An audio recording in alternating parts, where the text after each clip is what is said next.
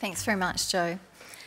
So first, before we get cracking, I just want to know who we've got in the room. So hands up if you're a developer. Got a few developers. Any testers in the room? Yeah. Any BAs? Yes. Fabulous. Scrum Masters.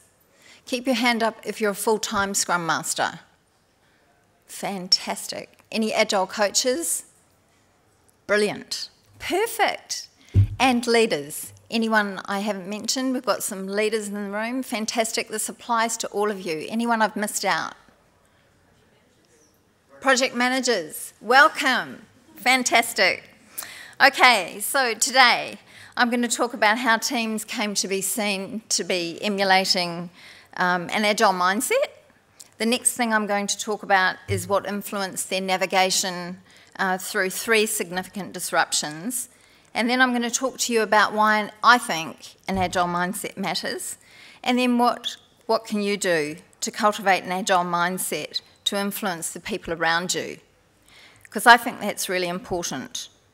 So first, let's take a look at how these teams came to be seen as emulating an Agile mindset. I'm going to use for you a gardening metaphor. I think it's helpful just to help us understand the context for these teams and how they grew. So we all know that soil is really important. We need to know that what's in the soil is actually going to influence the growth of whatever's being grown. So if we look at our teams, the context in which they sit is also really important. So for this particular these group of teams, they were set in a context where nobody really knew much about Agile. Okay, so very, very minimal knowledge when they started out. They knew that they wanted a Scrum Master. That was a good idea. So they appointed somebody who had no prior experience with Agile, no Scrum Master experience at all. They formed some teams, they threw them together, and guess what? They started learning together. They started trying new things, and it was safe to fail. And they started trusting the way that they were working.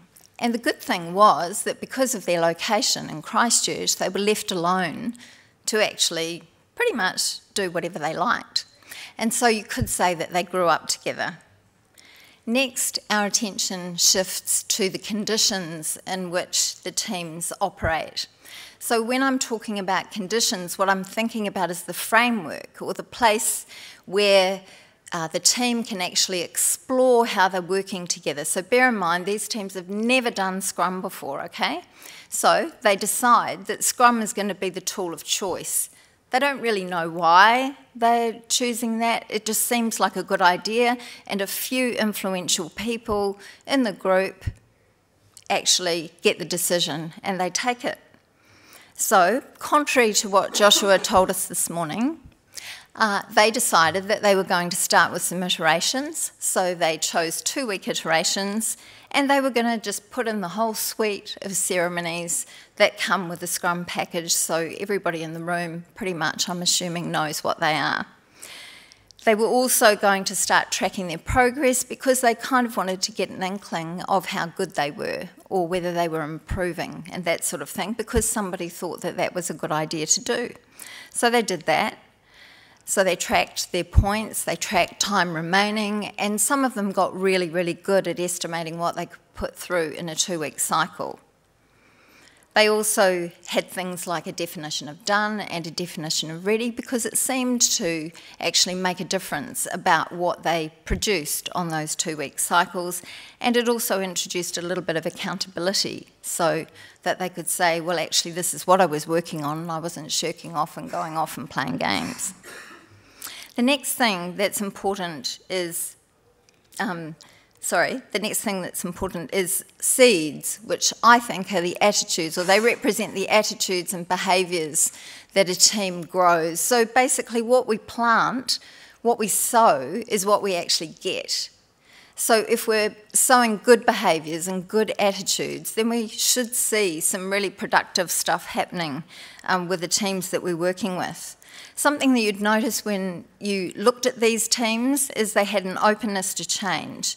So they would open to the idea of Agile, even though most of them didn't have experience or exposure to it in the past.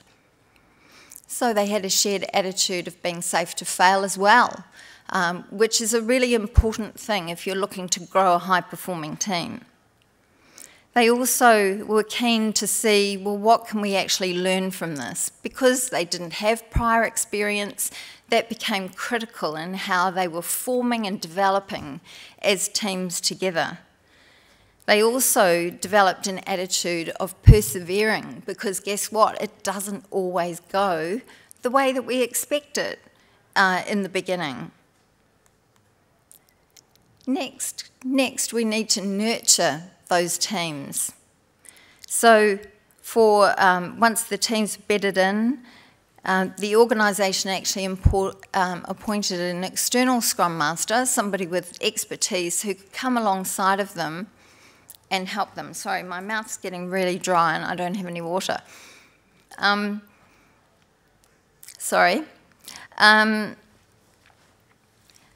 So nourishing the teams is really important, and I was brought in as an Agile coach at that point because what they recognised was they'd been going along for a period of time by themselves, but there was so much more that they could leverage from having other ideas and other ways of doing things. So this really set them up to be the success that they became. So we created an intentional nurturing environment. So that was planned, it was deliberate, it was intentional. We taught them basic things like listening.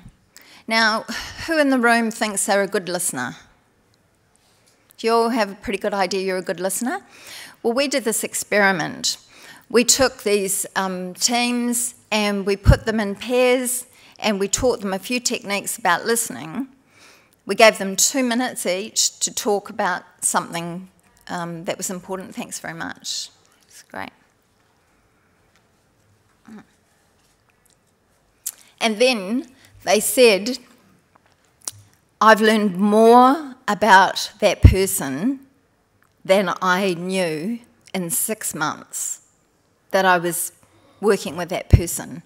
So that told us that we should never assume that everybody knows how to listen. So listening, for those of you who are in the business of coaching, you'll be familiar with level 1, 2 and 3 listening.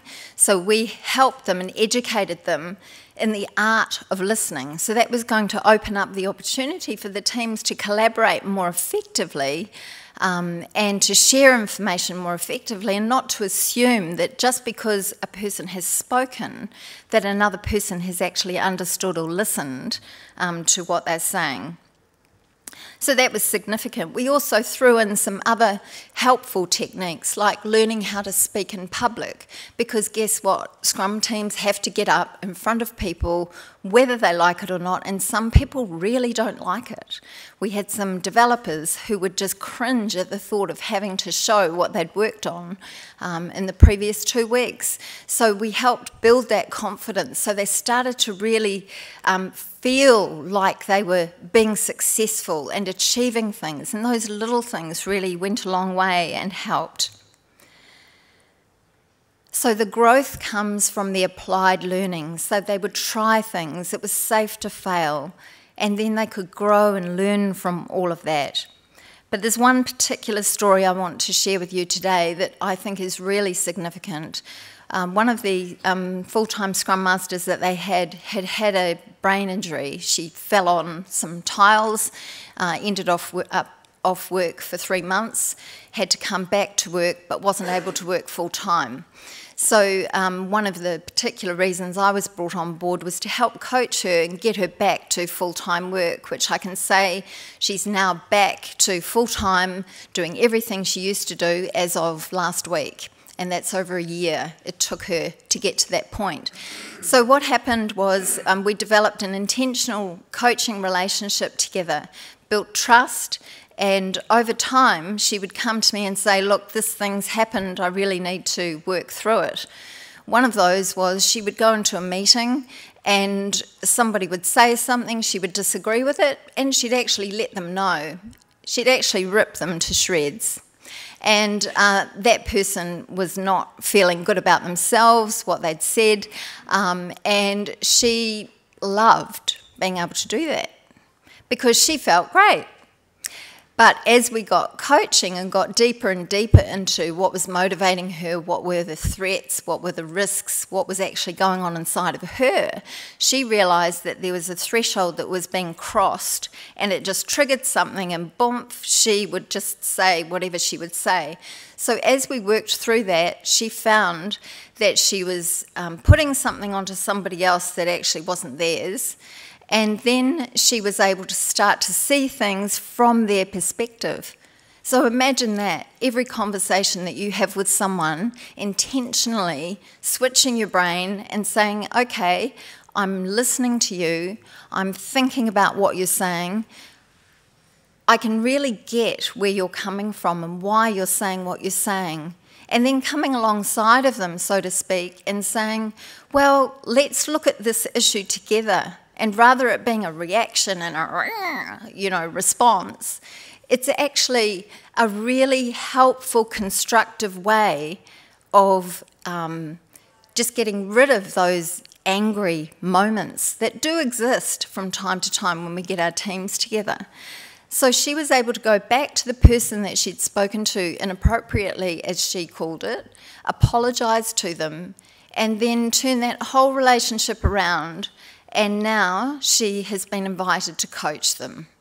And to me, that's just a stunning example of, when a person has the courage and the confidence to be able to take the learning that they're learning and put it into practice, and that also has an impact on the people around them. So that from those early beginnings of not really knowing anything, this is a person who didn't know anything about Scrum, but she got the right attitude, she had an agile mindset, she wanted to change, she wanted to make a difference, and she knew that if she got the right support, she would be able to get there. So what she's doing now, which she never saw a year ago, is she now has influence to the third from the CEO in an organisation of over 2,500 people. Before, she was just interested in this small group of people just minding their own business in this little town of Christchurch, and now she's being noticed by so many. So what happens when people transform is we start to see strength, we start to see confidence, we start to see effectiveness. So as I helped her and I coached her and taught her how to facilitate effective meetings, people started paying attention and they said, hey, can you come and do this? So she'd go off and she'd help them do that. Just recently, the organisation has introduced a new way of managing objectives, and they've introduced OKRs. Has anybody heard of OKRs? Yeah. So nobody had ever had experience training it, so we developed a program to train it and put it together. So I ran a few sessions, she observed me, and then she took off and trained 30 teams in the month of November, never having done it before, and now she's had 2 offers of roles in the organisation that would just never have been made available to her. And she's going, whoa, slow down, stop, this is all too much for me. But it's just illustrative of what can happen when people have an agile mindset and they're prepared to go to what we call their edge and just keep going and pushing themselves to do more than what they can see for themselves. So this is with the right conditions and the attitudes and behaviours and nurturing, we can all see significant growth. So next I'd like to take a look at what influenced their navigation through 3 significant disruptions. So we've seen with the foundations in place, that's a really good way to help teams to be able to focus on the disruptions that are coming to all of us, if not already. Number 1 is have a full-time Scrum Master. Full-time Scrum Master is totally dedicated to the interests of the teams and isn't biased, isn't isn't sort of out for themselves. Sometimes in organisations I've observed where there are conflicts of interest, and if you have a dedicated Scrum Master, the team can trust them and they can know that they're going into bat for them. Also, teams need to have a willingness to learn. So if you don't have people in your organisation that you've identified who are willing to learn, either be bold and brave and let them go and do something they really love to do, or help them, give them training, give them support so that they can become willing to learn. Maybe they're fearful, maybe it's just fear that's stopping them, maybe help them come to terms with that fear. Also, it's really important to have the trust of management.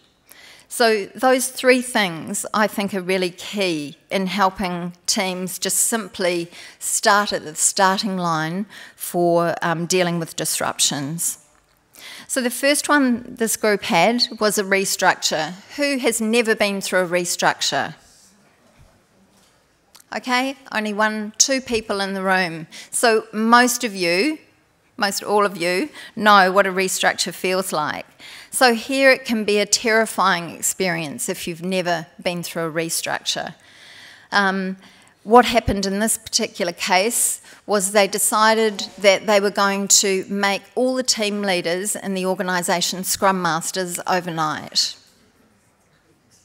No training, little training maybe, but the good news was that the team leaders could delegate. So that's what some of them did, and fortunately for these teams, they were allowed to have a Scrum Master within their teams. So that was kind of a different hybrid for them. And the full-time Scrum Master that they had moved on to be a release train engineer in the scaled model that has not had good reviews in this conference. But anyway, it was something that the organisation wanted to pursue, so that's the direction that they took. So I'm just going to talk about 3 things that aided this particular transition for them. So they'd already had about 3 years' worth of this full-time Scrum Master helping them with their processes, helping them with getting their ceremonies right, getting them used to estimating and actually getting stuff done. So I've already touched on the fact that having an external Scrum Master and an Agile coach just adds another level of enabling to the organisation. One of the first things that I did when I came in was I was asked to help with professional development for the Scrum Masters. Given they'd only been observers of the role, they really needed to get their teeth into what it really meant to be a Scrum Master. So we just had this very simple training program, mentoring training program that lasted just 6 weeks. And it was a baseline. We took, okay, what's their knowledge? What do they know? What do they feel confident with? What don't they feel confident with? And we just simply plugged the gaps by giving them coaching and training. So next we move on to the second disruptor. So major program shutdown. Has anybody been through a major program shutdown? A few of you? So you know what that feels like. Teams were gutted, absolutely devastated, especially the developers that invested so much time and effort. Bang, program shut down overnight. So what do? Because of the foundations we'd already laid, we just focused on these 3 things. When I say just, these are really critical. So providing coaching and support, what that means is we can have intentional, engaged relationships with people where they know they've got a confidential place to go to explore their own feelings and frustrations, and it really paid dividends for them. We focused on adapting, so look at, and again, very simple principle. What can we control and what can't we control? Just let go the things that we can't control. There's no point in talking about the CEO or the executives who've made the decision, it's done. So just focus on what you actually can do about your situation. And there were questions at that point about what being agile actually meant. some parts of the organisation were visibly not agile. And what did that mean for them? So we talked through about how you own your own mindset. And that goes with you. No one can take that away from you. That's yours. So just giving them the support that they needed to actually own that, despite the pushback that they were experiencing from elsewhere in the organisation. Now I'd just like to take you on a little journey of some of the things that we implemented that you might find helpful as well. We started doing an Agile health check across all of the teams because of this conflict between some doing Agile and some not. That gave us a baseline, and we were able to identify common themes like, not much product owner engagement, that sort of thing, and how we could support the Scrum Masters who didn't have the things that they needed. We also introduced what we call walk the boards. This is a concept that we dreamt up. We thought, how do we actually know that the Scrum Masters know what they're doing, or what they're seeing, or what they're communicating to their teams? So what we did was, for a 2-week iteration, is we held stand-ups with just the Scrum Masters. And we simply asked them to tell us what they were seeing on each other's boards, and we rotated. So, first day, they weren't quite sure. They thought it was a trick question.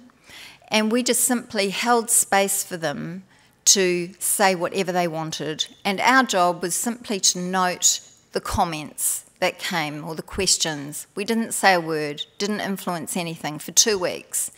At the end of 2 weeks, we collated all the feedback that we'd gathered, and we presented it back to the Scrum Masters, and we said, what do you see?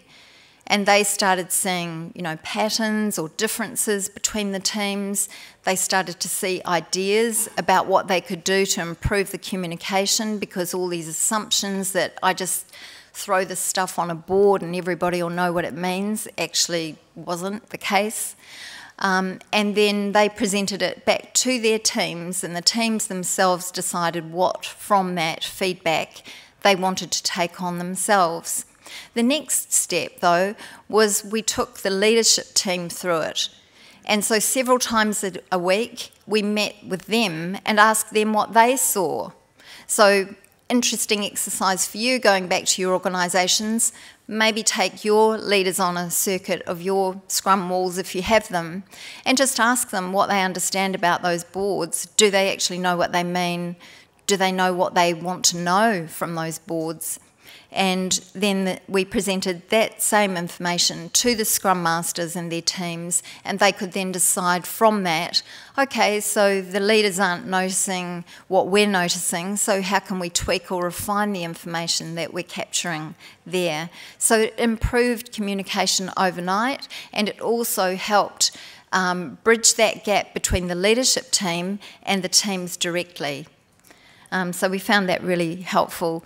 Another initiative was setting up an idea incubator, because we wanted to strengthen the Scrum Master's influence in the organisation.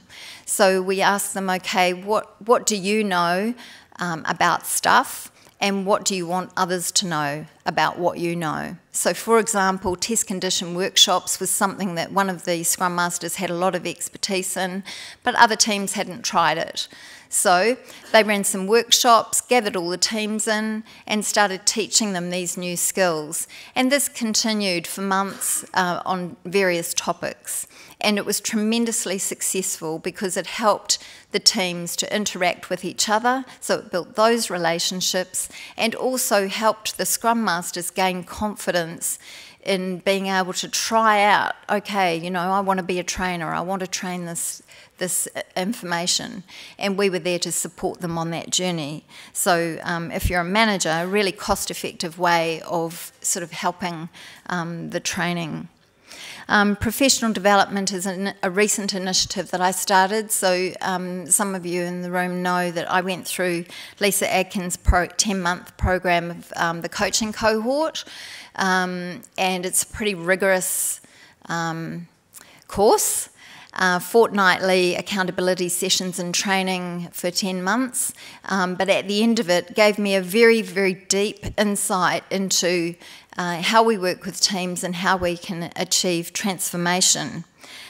So what I did was I set up just very sort of brief training modules for the Scrum Masters to help take them to the next level of really what's going on inside of me is going to influence and affect the people in my teams, and how can I start to be thinking differently about my interactions with my team.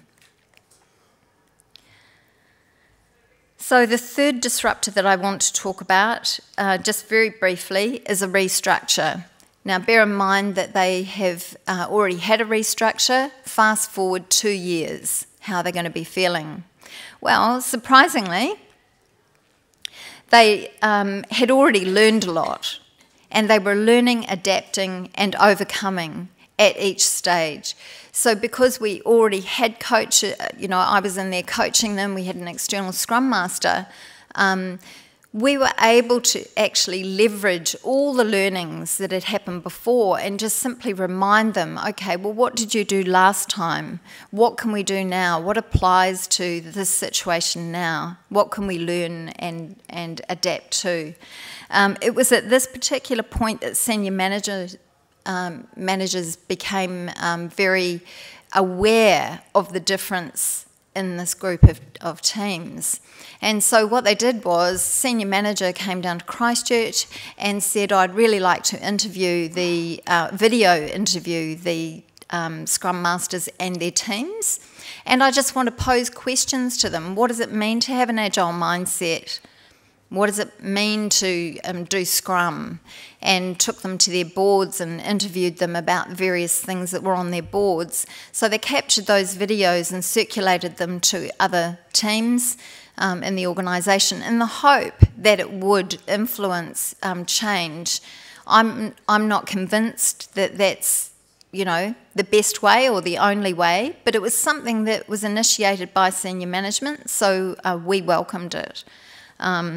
So at that point, the teams actually got that they were different, that they were doing something differently, and it was so encouraging to them to know that, being considered sometimes the backwater in Christchurch, they were actually leading the organisation, from the grassroots, which was really exciting to be part of. So now what I'd like to talk about is why an Agile mindset matters. And these are just my takeaways. You don't have to agree, but this is what I've learned just from working with the teams I have. I believe an Agile mindset gives a person and an organisation a competitive advantage, and we don't have to look far to have evidence of that. If you look at the big companies, Google, Uber, Airbnb, Etsy, and so on. The next thing is, it is absolutely responsive to change. So if you have people in your groups who are not responsive to change, seriously think about training and educating them and helping them go on that journey where they can get used to it. Otherwise, really think about doing something else. It just slows people down, in my view. It always learns. An Agile mindset is always learning. It's not afraid of new ideas. It's always wanting. It's always got a hunger for, okay, what else is there? It's having that curiosity hat on. Also shows courage. It's not easy to stand against the flow, as I'm sure all of you have experienced at some point going on your Agile journey. So showing courage is absolutely important and should be nurtured. It also wants to succeed, not at the expense of others, but as part of the whole group and the organisation. It also wants to experiment. We've heard a lot about that over the course of this conference. And it also rises to challenges. So instead of saying, oh no, go away, I don't want to do that, and crawl into a hole and say, no, I'm just going to do it the way I've done it all the time, an Agile mindset will always rise to that challenge and say, okay, what have we got in front of us? Let's work out a way of getting through it. I'd just like to introduce you to two mindsets that Dr. Dweck, who's heard of Dr. Dweck, by the way? She's a few of you.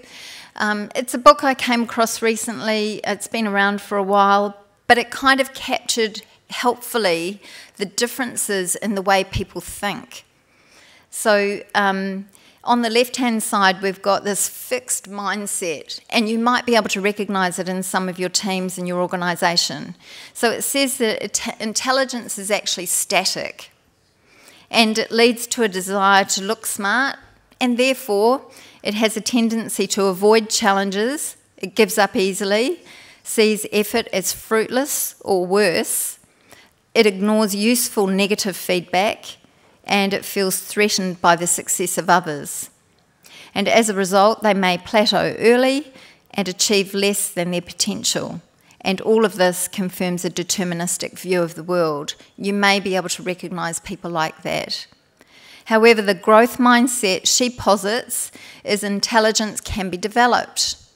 Guess what? We can learn. We can actually develop that on an ongoing basis. It leads to a desire to learn and therefore a tendency to embrace challenges, to persist in the face of setbacks, see effort as the path to mastery, learn from criticism, find lessons and inspiration in the success of others, and as a result they reach ever higher levels of achievement, and all this gives them a greater sense of free will.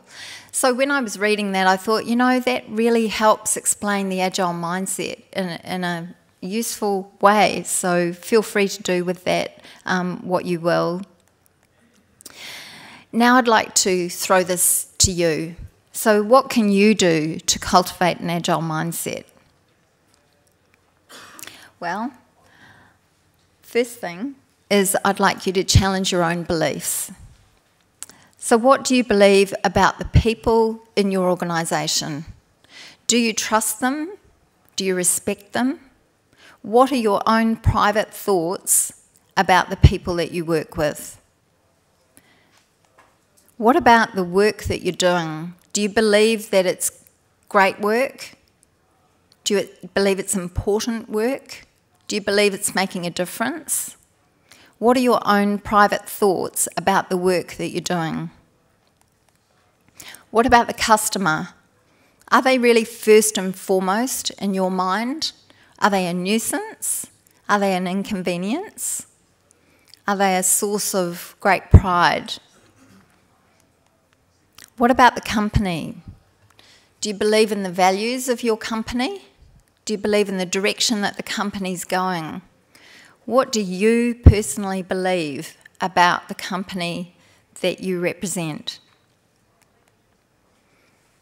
And what about you?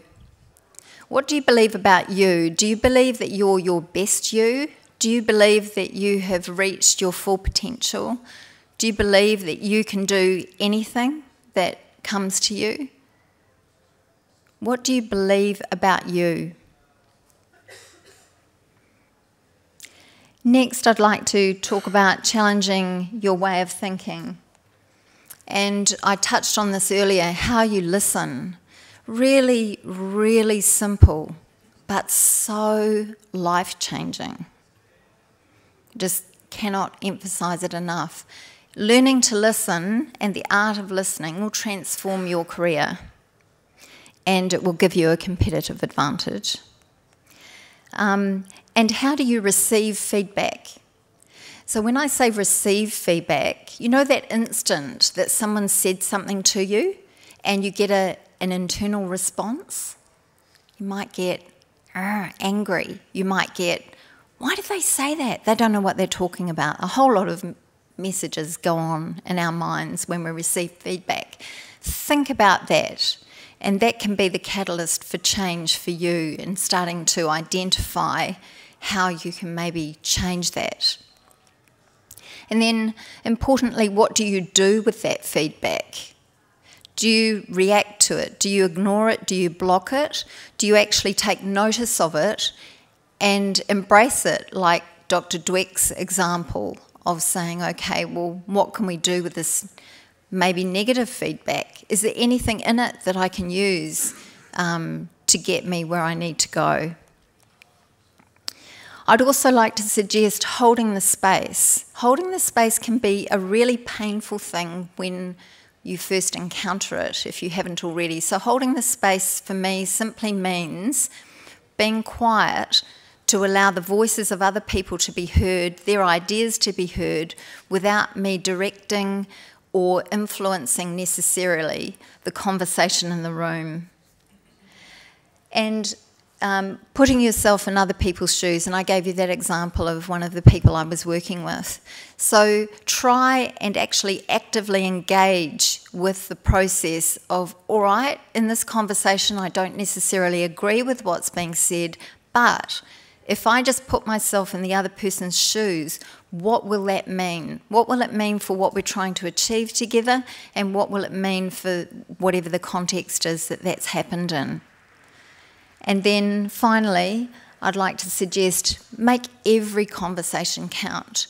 You don't know who's watching you, you don't know who's listening to you, and you don't know what influence you can have in the organisation that you're working with. So I think there's huge potential for people for us to step out of our comfort zones and to be agents of change in a more informed, if you like, a more intentional way.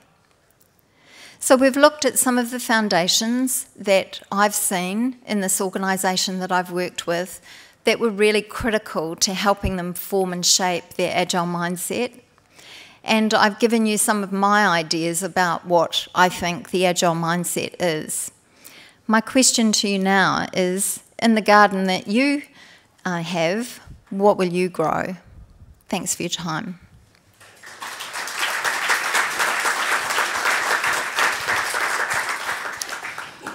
Thanks, Rachel. I can confirm that I was listening in the appropriate level for all of that presentation, and certainly gave me food for thought about me and my role, and also my team down the back there gave me food for thought to think about their role as well. Questions? We've got time for questions.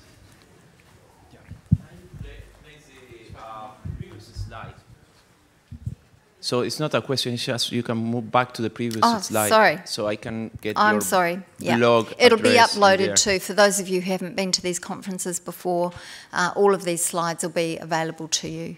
Okay, that's fantastic. Thank you. Thank you. Hi. I was curious about the company that you were talking about. Did they expect a certain standard across all Agile teams, or did they just sort of let them get on with it, interpret it the way that they wanted to? Yeah, that's a great question, and it caused a very interesting reaction within the organisation. They actually let them do whatever they wanted. There were standards, and they were tried to be enforced, but the machine was so huge that it was really, really difficult to effect change globally. So, does that answer your question? It does, because I know teams just sort of evolve, and personalities figure out how to work together. But was there still an expectation that these 5 things need to happen, or because you talked about the Scrum Masters that walked around, or there still had to be a level of high level of understanding of what the teams were doing? So, for example, did every team have to have a physical board on the wall? And if they did it have to look a certain way? I mean, that's sort of getting into a bit process-driven, but you kind of can't get away from that in some respects. Absolutely. I think way back, yes, that was the case, but over time different decisions were taken within the organisation that caused a bit of a spread. So what they did in Christchurch, which was very effective, was having that full-time Scrum Master. They were actually able to influence, the standards. And so that would be my recommendation, is if your organisation is of a size that you can do that, then yes, by all means, have some sort of a guideline and standards in place. But if you don't, if it's a giant, then work at influencing. get your teams humming, get them as being high performers, and then let them start to radiate out within the organisation so that they can have that ripple effect of showing what great actually looks like. Does that help? Yeah. Hi, there was a talk this morning in this room by Martin about cultivating learning in developer teams. And one of the things that he mentioned as being a problem, and I see a lot of it, is he actually called it developer psychosis, that urge to just work, work, work, work, where anything else is a distraction. Now, I see this a lot where if we give teams the flexibility to make a lot of their own decisions, the first things they want to start doing is cancelling the retrospectives, cancelling the stand-ups, because it's taking them out of the physical working activity. Yeah. How do you coach them around that, or do you just let them because that's what they want to do? My first answer to that is no, we don't let them. And the reason for that is there's always something to learn. And we try and educate them and show them that that time's really critical for them to have a break, a mental break. I've also been in a situation where that hasn't been the case and they have had to just work, and then we've just simply built in ways and techniques within that model to help them have the break. But certainly retrospectives, I think, are really important. Whether you do them daily, weekly, whatever suits and works your context, is very, very useful, because you need to be building on what worked and what didn't work previously so that you're always getting better. Yeah, does that help? No? Do you want to explore that? Yeah. Okay. Joe, back here. Or after? Offline. We'll take it offline and we'll catch up. Question down the back. Yeah, grab me after. Yeah.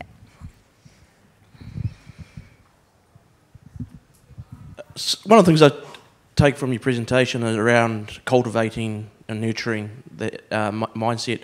Is also about, I guess, the responsibility on the other side of people wanting to learn. So you talked about that too, right? So that's an interesting problem to solve too, because not everyone's ready to learn, is as open as the next person standing next to them, and therefore trying to move everyone in a consistent way can always be a challenge.